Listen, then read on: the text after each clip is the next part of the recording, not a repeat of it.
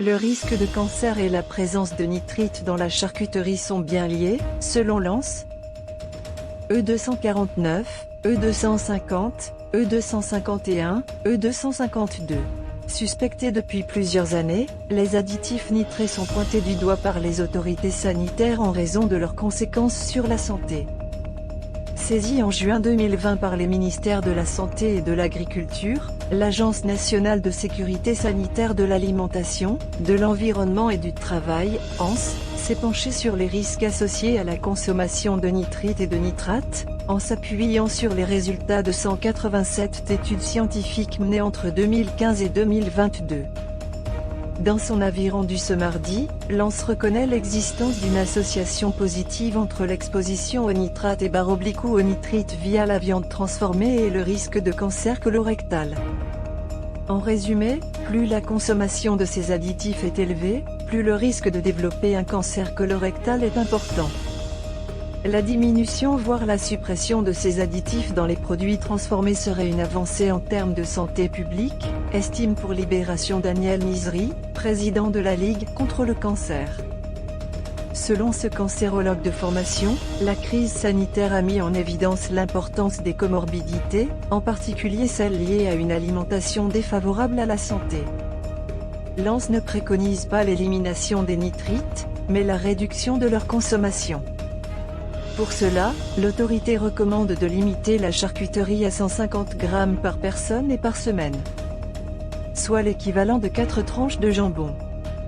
Cette recommandation permet de ne pas dépasser la dose journalière admissible pour les nitrites, à savoir 0,07 mg, mentionne le rapport. Concernant la présence naturelle de nitrates dans les légumes, l'ANS rappelle toutefois la nécessité de consommer au moins 5 portions de fruits et légumes différents par jour et d'origine diversifiée.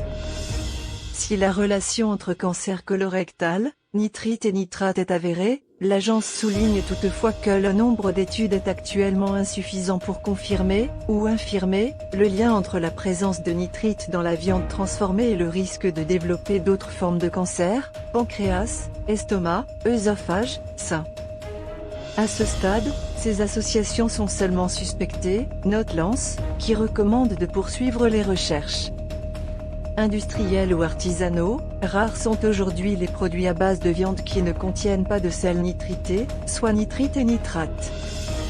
Concernant la seule présence de nitrites, ils sont majoritairement apportés par les aliments, 99%, et en particulier par les produits carnés traités tels que le jambon cuit, les saucisses et les saucissons cuits, rapporte l'ANS. Ces additifs donnent la fameuse couleur rosée du jambon.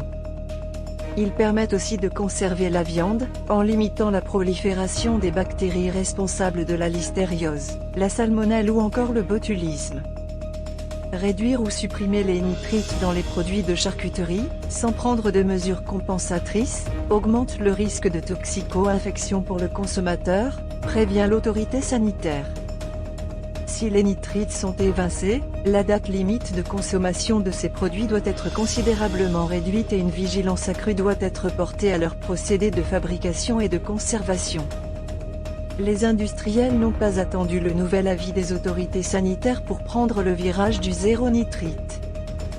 Dans les rayons dédiés au jambon, les emballages proposant une recette plus naturelle prennent de plus en plus de place. De nombreuses marques se sont ainsi mises au jambon sans nitrite. Le nitrite est alors souvent remplacé par d'autres ingrédients d'origine végétale, comme des bouillons de légumes. Cependant, l'ANS émet une réserve à ce sujet, certains procédés qui se substituent à l'ajout direct de nitrite consistent à apporter des nitrates d'origine naturelle, extraits végétaux, bouillons de légumes, etc., qui, sous l'effet d'enzymes bactériennes, sont convertis en nitrite. Ce type d'alternative ne conduit donc pas à diminuer l'exposition des consommateurs aux nitrites, détaille l'autorité dans son rapport. Avis européenne attendu. Suite aux nouvelles conclusions de l'ANS, le gouvernement a annoncé ce mardi dans un communiqué vouloir mettre en place un plan d'action visant à réduire l'ajout des additifs nitrés dans les produits alimentaires. Ce plan doit être présenté au Parlement à l'automne 2022. L'objectif ?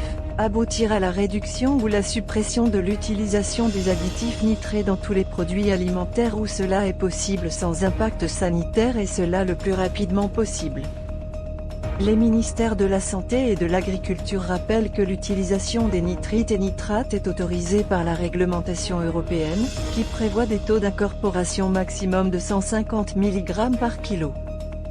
En France, les filières charcutières sont déjà en deçà de ces seuils, avec un maximum de 120 mg par kilo. L'avis de Lens vient compléter les travaux menés au niveau européen dans le cadre d'une réflexion communautaire sur les doses journalières admissibles. Un nouvel avis européen est attendu pour la fin de l'année à ce sujet.